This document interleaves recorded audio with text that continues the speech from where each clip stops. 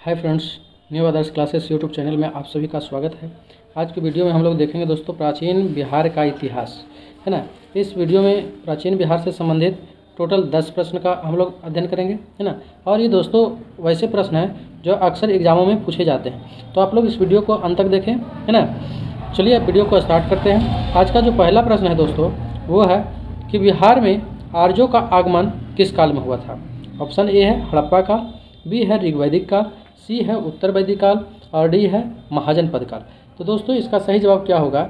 इसका जो सही जवाब होगा वो है आपका क्या, उत्तर वैदिक काल। उत्तर वैदिक काल। तो दोस्तों जैसा कि हम लोग जानते हैं कि हड़प्पा काल का जो सर्वमान्य तिथि है वो 2350 ईसा पूर्व से 2350 ईसा पूर्व से 1750 ईसा पूर्व, है ना। 2350 से 1750 ईसा पूर्व है। वहीं वैदिक काल की बात करें तो वैदिक काल की कहाँ से कहाँ तक है दोस्तों? तो 1500 ईसा पूर्व से आपको 600 BC तक जो है क्या माना जाता है, वैदिक काल माना जाता है। वैदिक काल को दो भागों में बांटा गया है दोस्तों। एक तो आपको ऋग्वैदिक काल है और दूसरा उत्तर वैदिक काल है। ऋग्वैदिक काल की बात करें तो ये हो जाएगा आपको 1500 से 1000 BC। 1500 से क्या हो जाएगा दोस्तों? 1000 BC हो जाएगा। वहीं अगर हम बात करें किसका, उत्तर वैदिक काल की, तो उत्तर वैदिक काल हो जाएगा दोस्तों 1000 से 600 BC। कब से कब तक? 1000 से 600 BC। इसका सही जवाब जो होगा दोस्तों वो उत्तर वैदिक काल हुआ। और इस आर्यों का आगमन जो है इस काल में हुआ क्योंकि इस समय जो है लोहे का आविष्कार हो चुका था, है ना। चलिए अगला प्रश्न देखते हैं। अच्छा, एक चीज़ और बता दें कि इस बात की पुष्टि जो है कहाँ होती है, इसका जानकारी उल्लेख कहाँ किया गया है, तो वो जो है दोस्तों शतपथ ब्राह्मण में किया गया है ना। शतपथ ब्राह्मण में एक प्रसिद्ध कहानी है जिसका नाम है विदेह माधव। क्या नाम है दोस्तों? विदेह माधव। विदेह माधव, है ना। इसी में वर्णन किया गया है कि जो आर्य लोग हैं बिहार में उत्तर वैदिक काल में आए हैं। चलिए अगला प्रश्न देखते हैं। अगला प्रश्न है हमारा दोस्तों 2 नंबर। प्राचीन बिहार में सदा नीरा नदी कहा जाता था। किसको कहा जाता था? ए है गंगा, बी है सोन, सी है घाघरा और डी है गंडक। तो इसका जो सही जवाब होगा दोस्तों वो हो जाएगा आपका ऑप्शन डी, गंडक। आप बताएंगे दोस्तों कमेंट बॉक्स में कि गंगा जो नदी है, गंगा नदी की कुल लंबाई कितनी है ना। और गंगा नदी की बिहार में लंबाई कितनी है? बिहार में गंगा नदी की लंबाई कितनी है? कमेंट बॉक्स में आप लोग बताएं कि बिहार में गंगा नदी की लंबाई कितनी है। चलिए अगला प्रश्न देखते हैं। नेक्स्ट प्रश्न है दोस्तों तीसरा। निम्नलिखित में से कौन बिहार में उत्तर वैदिक काल में जो है दोस्तों क्या किया गया है, एक महत्वपूर्ण राज्य था। उत्तर वैदिक काल में एक महत्वपूर्ण राज्य था। कौन सा था? भज्जी है, विदेह है, मगध है, अंग है। क्या होगा इसका सही जवाब दोस्तों? तो इसका जो सही जवाब होगा दोस्तों वो हो जाएगा क्या, आपको विदेह हो जाएगा। क्या हो जाएगा? विदेह हो जाएगा। विदेह जो है दोस्तों गंगा के उत्तरी किनारे पर स्थित है। कहाँ स्थित है? गंगा के उत्तरी किनारे पर, उत्तर वैदिक काल में, है ना। और विदेह वंश के इक्ष्वाकु के पुत्र नेमि, है ना, से उत्पन्न हुआ था, जिसे इस वंश का संस्थापक माना जाता है। किस वंश का? तो विदेह वंश का। विदेह वंश का संस्थापक किसे माना जाता है दोस्तों? तो नेमि को। किसे माना जाता है? नेमि को माना जाता है। विदेह वंश का संस्थापक किसको माना जाता है? नेमि को माना जाता है। चलिए अगला प्रश्न देखते हैं। अगला प्रश्न है दोस्तों कि निम्नलिखित में से किस ग्रंथ में पहली बार बिहार के भौगोलिक क्षेत्र का उल्लेख किया गया है? आपका ऑप्शन ए है तैत्तिरीय ब्राह्मण, बी है शतपथ ब्राह्मण, सी है ऐतरेय ब्राह्मण और डी है जैमिनीय ब्राह्मण। तो इसका जो सही जवाब होगा क्या होगा दोस्तों? वो हो जाएगा आपको ऑप्शन बी, यानी कि शतपथ ब्राह्मण। अब दोस्तों आप बताएंगे हमें कि उत्तर वैदिक काल का जो है काल कब से कब तक है? उत्तर वैदिक काल का, है ना, उत्तर वैदिक काल का कालक्रम कब से कब तक है? इसका जो कालक्रम है दोस्तों कब से कब तक, अभी मैंने पूर्व में बताया है 1000 से 600 BC है। वहीं ऋग्वैदिक काल की बात करें तो वो है दोस्तों 1500 से 1000 ईसा पूर्व।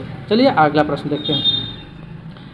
प्रश्न नंबर 5 है दोस्तों कि अथर्ववेद में उल्लेखित शब्द ब्रात, कौन सा शब्द दोस्तों? ब्रात निम्नलिखित में से किस स्थान के लोगों को संदर्भित करता है? ऑप्शन है ए में कौशल, बी में है काशी, सी में है विदेह और डी में है मगध। इसका सही जवाब क्या होगा दोस्तों? इसका जो सही जवाब है वो हो जाएगा आपको मगध, है ना। ब्रात का पर्यायवाची क्या है? मगध है ना। मगध के लोगों को संदर्भित करता है कौन? ब्रात्य। अथर्ववेद और पंचविश ब्राह्मण दोनों में मगध में रहने वाले ब्रात्य नामक लोगों का उल्लेख किया है। किसको किसको में दोस्तों? तो अथर्ववेद और पंचविश, अथर्ववेद और पंचविश दोनों में, अथर्ववेद और पंचविश दोनों में जो है क्या किया गया है? ब्रात्य का उल्लेख किया गया है मगध के बारे में के लिए। ठीक है। अब दोस्तों ये बताना है कि पंचविश जो है दोस्तों किस वेद का ब्राह्मण है? आप लोग कमेंट बॉक्स में बताएंगे। चलिए अगला प्रश्न देखते हैं। अगला प्रश्न है कि वैदिक ग्रंथों में किकटा वैदिक ग्रंथों में किकटा शब्द का प्रयोग पर्यायवाची के रूप में किया गया है। किकटा जो है शब्द है ना। किकटा शब्द का प्रयोग जो है किस शब्द के पर्यायवाची के लिए किया जाता है? ऑप्शन ए है बज्जी, बी में है मगध, सी में है मत्स्य और डी में है काशी। इसका सही जवाब क्या होगा दोस्तों? तो इसका जो सही जवाब होगा दोस्तों आपको मगध है ना। किकटा शब्द जो है मगध शब्द के पर्यायवाची के रूप में प्रयोग किया जाता है। चलिए नेक्स्ट प्रश्न देखते हैं। नेक्स्ट प्रश्न है दोस्तों हमारा, नेक्स्ट प्रश्न है बौद्ध ग्रंथ के अनुसार, बौद्ध ग्रंथ अंगुत्तर निकाय के अनुसार 16 महाजनपदों में से कितने महाजनपद बिहार में थे?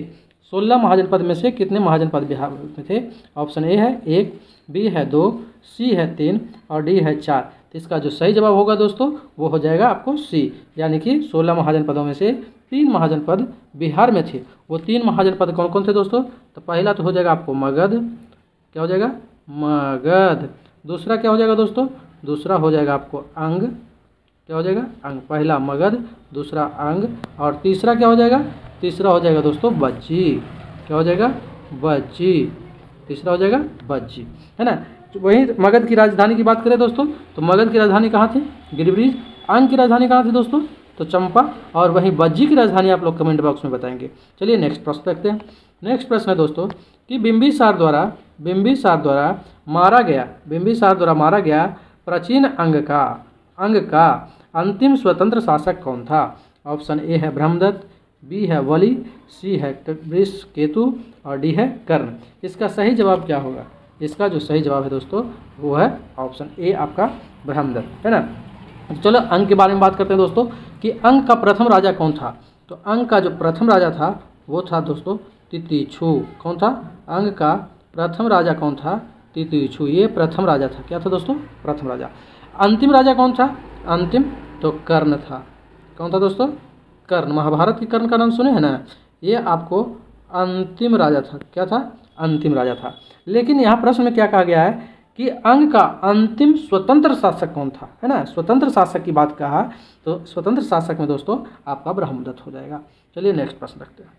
नेक्स्ट प्रश्न है दोस्तों कि बज्जी गणराज के 8 अलग अलग कुलों को शामिल करने वाले संघ में सबसे शक्तिशाली कौन था? ऑप्शन ए है लिच्छवी, बी है क्षत्रिय, सी है विदेह और डी है उग्रा।